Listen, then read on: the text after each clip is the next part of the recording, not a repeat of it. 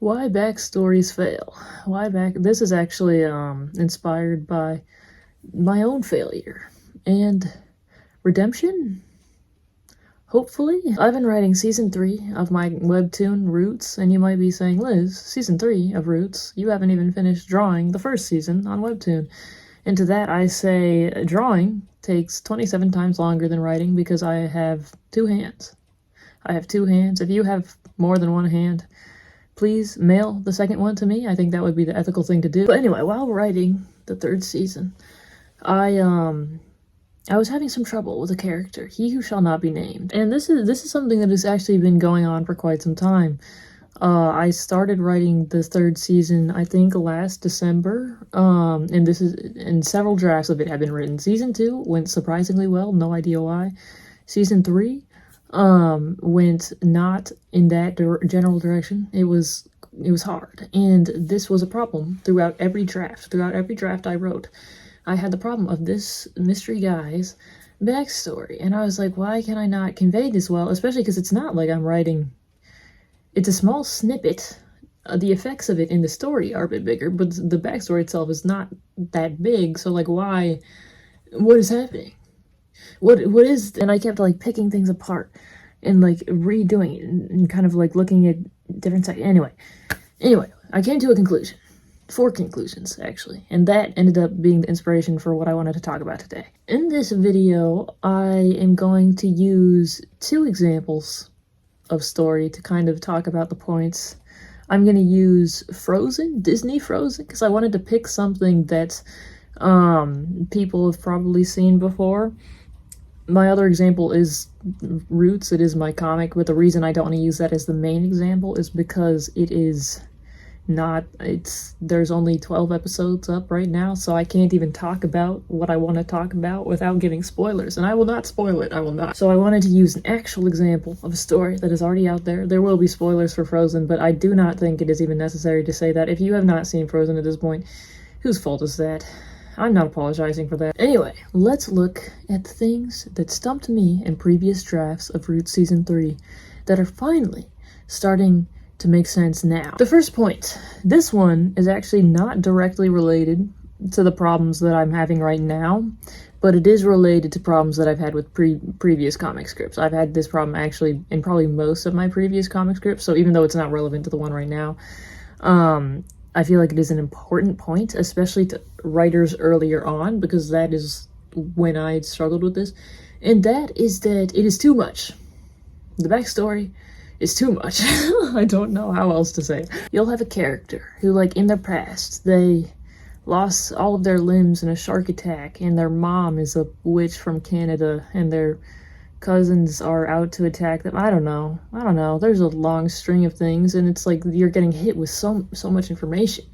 And it's like, where am I? Where is going on? And I think the reason why this happens, especially with earlier writers, even artists, actually, this could apply to artists who don't even write stories. Like, you'll see them make original characters who have all this different stuff. And I think the reason why this is such a common experience for us is because ideas are kind of our jam, our peanut butter and jelly. It's our sandwich. We have our sandwiches. It's very easy to just come up with stuff, you know, and your head is full of like, oh, what if I did this? What if I did this? This would be so cool, blah, blah, blah, blah, blah. And you take all of this and you put it into one little person, and then it ends up being kind of a lot. And it sounds cool in theory. The concept is pretty cool. You'll see drawings of the concept of this character who has all these different abilities. And as a concept, how many times am I going to say that? It is, like, really neat. It's really neat. But the problem is the execution of an actual story, like a functioning story that is supposed to, like, open the door to this character. It can actually, there are a few problems that can happen. One of them is just that if you have so many ideas, the more ideas you have, the less focused you are going to be on any individual one of them. So making a character backstory, it's going to be a little chaotic because it's like, how do I shove all of this in here? And what happens is, instead of having like a main point, a main purpose behind this story, you have a collection of random events. And the second problem it's kind of a consequence of the first problem, and that's that the theme is lost. There's no, in fact, this is kind of the same problem. There is no theme. I think one of the issues I have as a writer that I have been working to get a little bit better at in recent years, but it is something that I admittedly did not come naturally to me in the past. And I've actually seen other writers do this very well. But it's commitment to a specific theme, an idea that kind of takes all the different parts of the story and brings it together. That is something that does not come naturally to me for whatever reason. It's something that is important, though. I am learning it because I believe that this is what gives a lot of stories like an underlying meaning. But for me, a lot of times in the past especially, I was kind of just there to jump from thought to thought and have a good time. And that was fun for me, but it would have been neglectful to the audience. Luckily, there was no audience when I was doing this. It was just me throwing around words in my head for fun.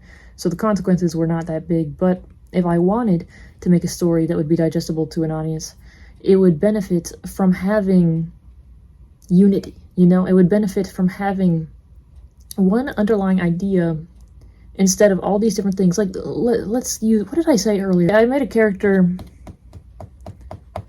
he lost all his limbs and his mom was a witch from Canada. I remember that part. We'll go with that. If the character, this hypothetical man, we'll say his name is Steven, instead of having all of the other things I said, which I think was losing his limbs and something, the third thing, I don't remember that, instead of having all of those other details, I mean, maybe you could benefit from just focusing on his mom. His cousins attacking him. That was the third thing. He had cousins who wanted to attack him. You could cut all of that out. You would lose ideas, but you would have more focus on his mom being a witch from Canada. And then you could focus on the effects of that specific thing and what that has on the story. Like, maybe this character, maybe he doesn't want to be a witch from Canada. Maybe he's ashamed that his mom is. And so his arc is about coming to accept... I have no investment in this story, but you know what I'm trying to say. Oh wait, actually I was going to mention something about Frozen. I literally was going to do that. Man, that would have made this so much less the way that it ended up being. In Frozen, right? You have the flashback of Elsa hitting Anna in the head with magical ice, right?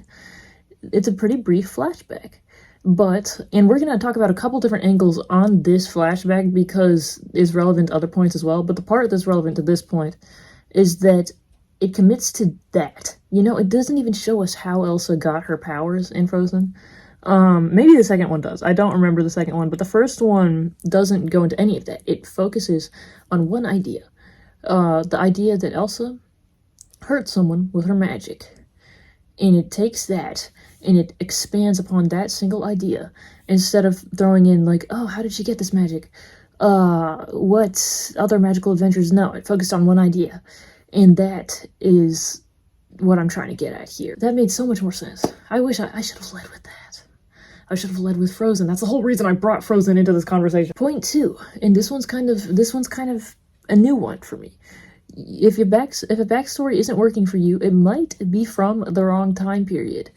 This is kind of an interesting problem I haven't really run into before, but I ran into with this unnamed character. I was kind of looking through his childhood to explain something that happened in the present day, or explain his mindset about something in the present day, and then I realized that actually what most affected him present day was something that happened only a couple years before the story started. The source of his distrust present day, I have a Dunkin' Donuts, came from early adulthood. Actually, it wasn't childhood. Because part of me almost wanted to make something in childhood, even though I didn't need to, because I think sometimes, and maybe this is because all of us as people, we've been children at one point in time. We have the perspective of someone who has lived a whole lifetime. And sometimes that perspective you can't shove as much as you want to.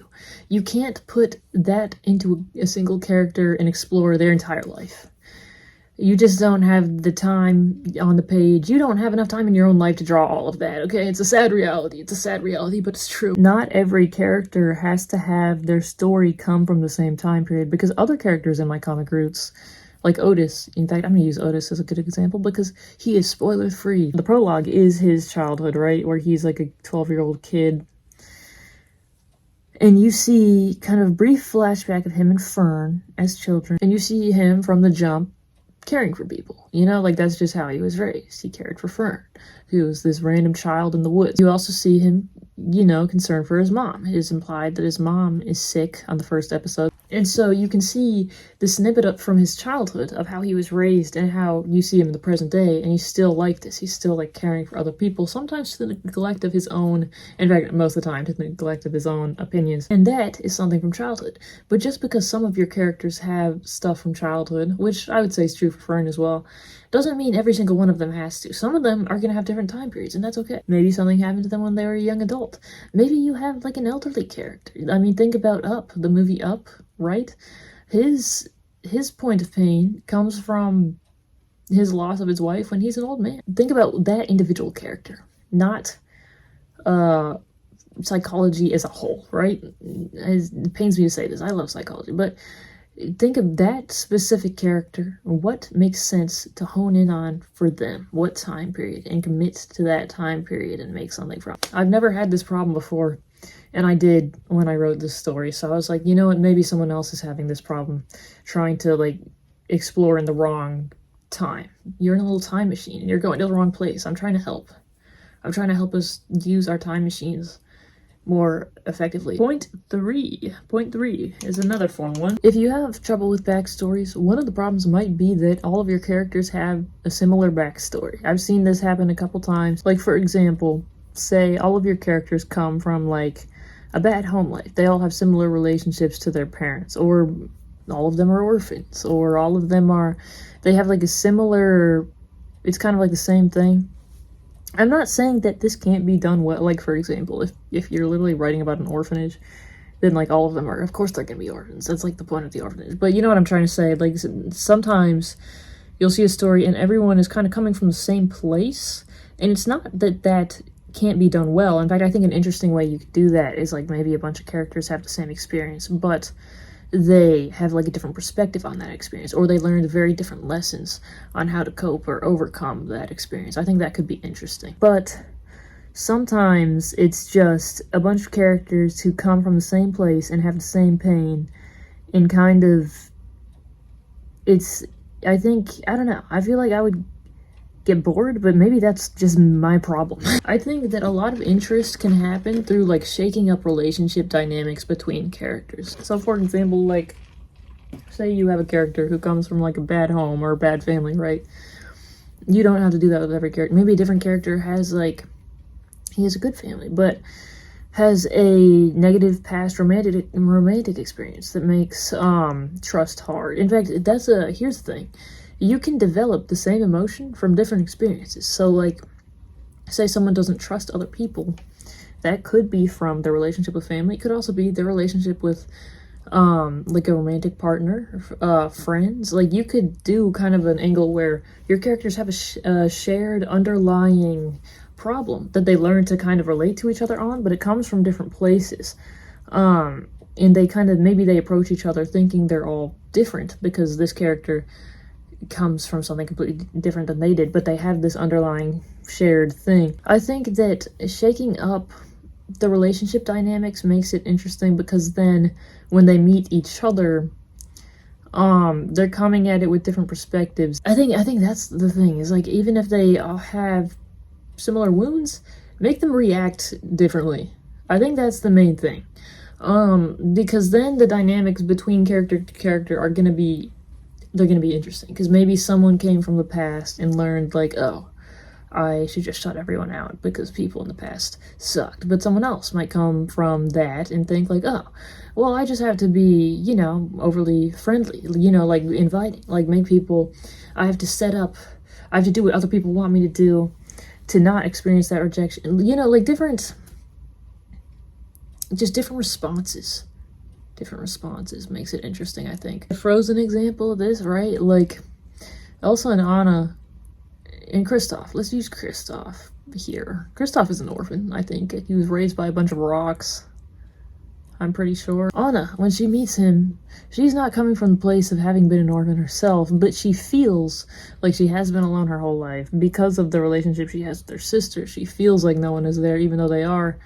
Kristoff comes from literally nowhere. Where are his parents, actually? It's not even where I was gonna take this, but where? Why is this child out here? What? They have a similar wound of like feeling alone, but it comes from different relationships, different places. And then lastly, point 4. This one is kind of a big one, and it's one that I think I've also had trouble with in the past. Your backstory for your character might not be working if it is separate from the present day.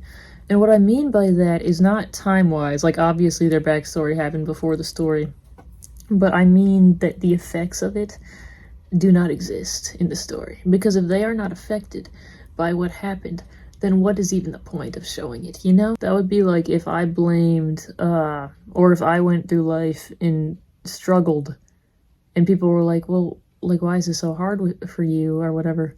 And I was like, well, my gerbil died when I was 10. And they'd be like, oh, that's really hard. Like, I'm sorry that that's hurting you. And I'd be like, it's not. It was forever ago. And they'd be like, well, okay, so why are you bringing this up right now? And I'd be like, I don't know. My gerbil's dead. If something does not actively play a role in your character's current story, then it's gonna feel like a separate story. And this kind of brings me back to the first point of it's too much, right? Like, too much is going on. I think sometimes with backstories, you can accidentally write a separate story for the character that you're just trying to fit into the story. And that's not what it is. It's all one story. It's a different part of the story. It's not a different story. Frozen, for example. Elsa, like we mentioned earlier, the backstory for her focuses on the pain that she caused her sister with her magic, right? That is the part they zoned in on for her backstory. And then that is seen in her adult life as a character. Like, she still shuts people out. She runs away. She makes an ice castle. And she genuinely believes, she's like, oh, this is where I'm supposed to be, you know? Like, I'm free here because I'm completely alone. Nothing, I can't hurt anyone. And that is just the result. That is the natural consequence of what we saw in the backstory. It's the same story. It's just the furthering of it. Actually, I'm going to bring in another Disney movie for a bad example of this.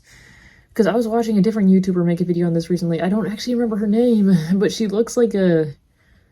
What is her name? I don't know. She's like a Disney princess, though. She made a video about Moana, which is 3 hours long. I only watched the first third of it because I didn't have time. When I clicked it, I didn't really know what to expect because I don't really remember much about Moana. And I realized one of the reasons I don't remember the backstory for Moana, I think, is actually because it is completely detached from the rest of the movie. Not to say Moana's a bad movie. I think it was good. I didn't love or dislike it. I think it was an okay movie. But the backstory of it, right, kind of doesn't matter. Like, it explains why her dad doesn't want to sail, because they have sailboats and stuff.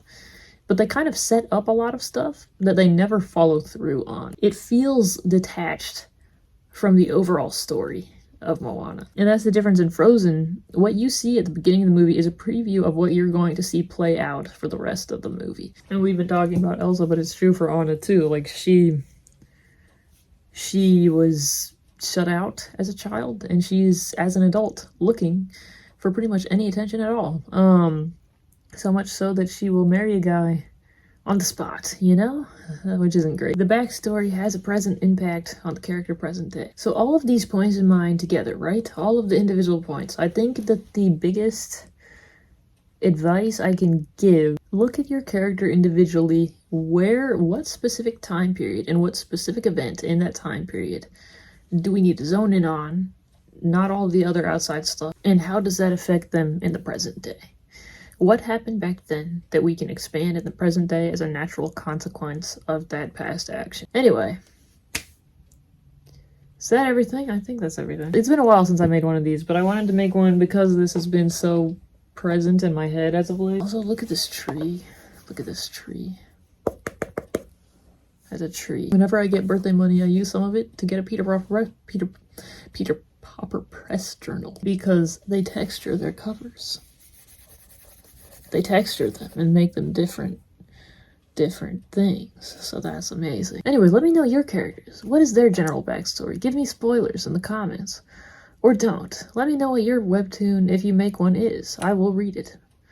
And yeah. Goodbye.